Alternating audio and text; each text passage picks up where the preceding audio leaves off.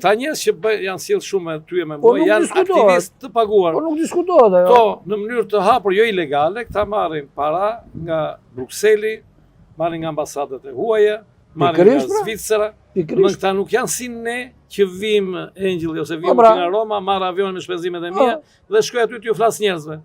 Domethënë këta janë bandit të paguar. Pse e shën në këtë formë? Cilat janë ato indicjet ose prova faktet që ti e shën në këtë formë që janë banditët dhe njerëz paguar që vinë nga Brukseli?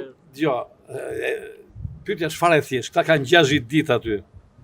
Ke mundësi ti dhe unë të rrim 60 ditë aty ku të hash, ku të pish. Ta të na sqarojnë si jetojnë, se me ajër nuk besoj se jetohet. Si e mban ti një protesti 60 ditë? Si e paguan atë fonin ti çdo ditë? Si ata njerëz aty ushtri banditësh të veshur me të zinj që më kapën mua, ishin 20 vet ata. 10 vet bandit, 10.000 lekë. 10.000 lekë në ditë do t'i kërkojnë ata. 10.000 lekë do bën 200.000 lekë. Ku i gjen ti këto financime?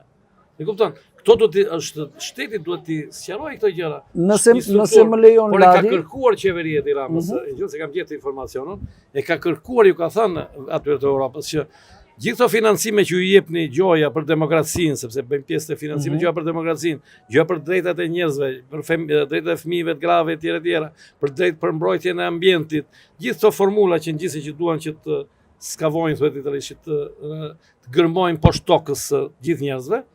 Qeveria ka kërkuar diku që të bëhet transparente, të dihet në emra mbi emrat e njerëzve që merren, pse do të jetë sekrete kjo. Por Europa nuk e ka pranuar. Europa ka thënë ju keni projektin e hyrjes në Europë dhe neve do financojmë që të plotësohen ato, të plotësohen. Atë çfarë bën Europa? Atyre ju jep para, në atë kosturi që ka mendime të tjera i marrin ata që paguën Europa e hep për plasin tokë. Atëre le të marrim gjërat një çik më konkretisht. Në dijenin time, Europa ka bërë një financim të përbashkët për gjithë atë që quhet Ballkani Perëndimor, ku futet dhe Shqipëria.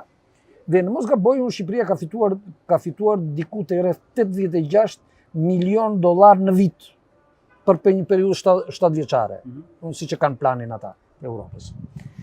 Vjet theksi në këto para që këto para duhet shërbejnë për forcimin e demokracisë, me që po dalim atje. Dhe fakti është se të gjitha parat që shërbejnë për forcimin e demokracisë gjasme, shkojnë në duart e më të korruptuarve. Atyre që duan të kontrollojnë shtetin dhe ta devijojnë atë formë që ju duhet atyre. Dhe rasti i tyre mund të jetë konkret atyre. Po unë do t'ju them një gjë tjetër. Kur fitova në shkallë të parë vendimin që sot mbahet i fshehur prej 2 vjetësh nga prokurorët dhe nuk regjistrohet aty dhe nuk bëhen vendime, domethënë nuk bëhen veprime, unë i bëra kërkesë sepse isha në rrezik jete. Domethënë sa më shumë shteti e ndjen që unë mund të fitoj, aq më agresiv bëhet kundër meje.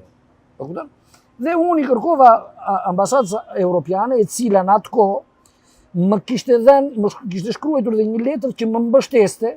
Letra ka qenë me firmën e zvendzës ambasadorit, zotit Herr, kështu më duket e kam emrin, i cili më mbështeste në luftën time për drejtësi në mënyrë të veçantë në luftë për të drejtën e pronës, që është shumë e rëndësishme për konceptin europian të shtetit dhe të respektit për drejtat e njeriut.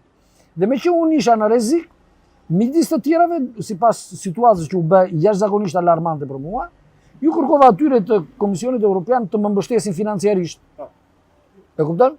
Domethënë, të më jepnin aq mundësi sa për shembull Tazem do të jepnin një emigrant në Itali. E kupton? Një njerëz që merr azil në Itali apo në Francë apo diku. Sot e kësaj dite asnjë përgjigje. Shkruaj letra, dërgoj telefonata, më thash absolutisht asnjë përgjigje. Domethënë, fondet që duhet të shkojnë për të mbrojtur njerëz që luftojnë për demokraci dhe pse kanë luftuar për demokraci, ju vjet edhe jeta në rrezik, ata nuk i mbështesin kurrë. Po më parë, pas po të njëjtin qëndrim dhe vlerësim për ata, në momentin kur i ke kërkuar këtë lloj ndihmëse, mbështetje? Shikoj këtu, apo e ke ndryshuar tani që ata nuk kanë reaguar? Edhe një herë. Ata kanë një qëndrim të dyfisht për gjithçka. E kupton? Bile unë... Jo, vlerësimin tënd e ke pasur që në krye të herës? Gjithmonë. Po, si ke shkuar ti kërkosh ndihmë mbështetje atyre, ndërkohë që ke këtë vlerësim? Pritani. Të dallojmë ligjin nga personi. Atëre.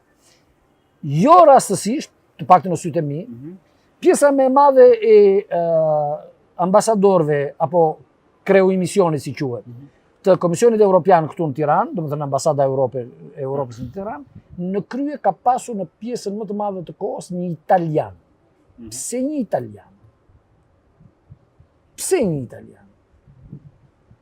Një italian që është pjesa kryesore atyre që dominojnë politikën shqiptare, që korruptojnë njerëzit që hyjnë e dalin, që kanë një bankë këtu që korrupton pjesën më të madhe të shtetit, të drejtuesve, që ka bërë dhe një kontratë me shtetin shqiptar për të klasifikuar, për të seleksionuar personat që qenë kanë të aftë për të marrë poste drejtuese.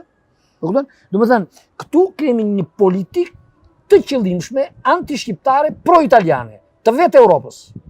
Dhe Edi Rama hule ngre dhe thot, avokati më i mirë i Shqipërisë është Italia. Është Italia që na mori gjadrin, që merr shëngjinin, edhe thot, ne këtë e bëm pjesë të juridiksionit tonë. Ç'do të thotë të juridiksionit tonë? La di ç'do të thotë? Që kam mbytur dhe Pushtim. anien o Otrantës, Italia. Po domethënë aktet e tyre janë të pashembullta. Po se dhe kjo është një gjë ti Angel themon tani, këta njerëz që e kanë marrë peng në vërtet. E kanë marrë peng atë protestën ose pakënaqësinë që kanë njerëzit të cilët njerëzit e zakonshëm si thua hallexhin që janë poshtë duan një ndryshim, po që këta nuk e lejojnë, e kanë bllokuar këta. Këto tani që hiqen kaq revolucionar, duan thonë Shqipëria kërkon revolucion, kanë ca parolla tipike që unë i kam gjurë në Itali, këto nuk më çudisin këtu në Shqipëri, se këto formulimet që bëjnë ta Pelikani, Kaçurrel, do ta çojmë se i kam dëgjuar nga Roma unë të këtyre sorosianëve. I kam dëgjuar po me 20 vjet përpara. Edhe këta si ka mundësi këta s'kanë për shumë tragjedi ku njerëzit kanë humbur jetën në Shqipëri. Ta s'kan folur kur. Asnjëherë. Janë 108 thonë nga Bile, po themi s'kan si janë Otrantës. Si ka mundësi këta njerëz që gjoja janë për popullin, s'dolën thonë një fjalë herë, duam drejtësi për tragjedinë e Otrantës, drejtësi. Duam drejtësi për Gërdecin, duam drejtësi për 29 janarin që u mbytën Shkodran të ndetë, për 21 janarin, për njerëz që janë vrarë në kushte, që kanë humbur jetën në kushte të çuditshme etj. Kushte disa njerëz janë torturuar në burgje, ju kanë marrë dhe organet. Engjëll pastaj para burgimit të Shqipërisë, po e thotë vetë Europa. Okej, si këtu na dalin shumë pika, janë të shumta, ta s'kan ngritur kur një gjë. Këta thonë Ramamburg, Berisha, thonë dy slogane që prekin emocionalisht njerëzit, dhe kur ti u thu presni se këtu nuk është problemi të rrëzojmë Edi Ramën, problemi është të ndryshojmë gjendjen, të ndryshojmë situatën. Gjendja nuk ekziston asnjë lloj mundësie të ndryshojë kjo gjendje nëse Edi Rama nuk rrëzohet nga pushteti dhe të marrë përgjegjësi penale.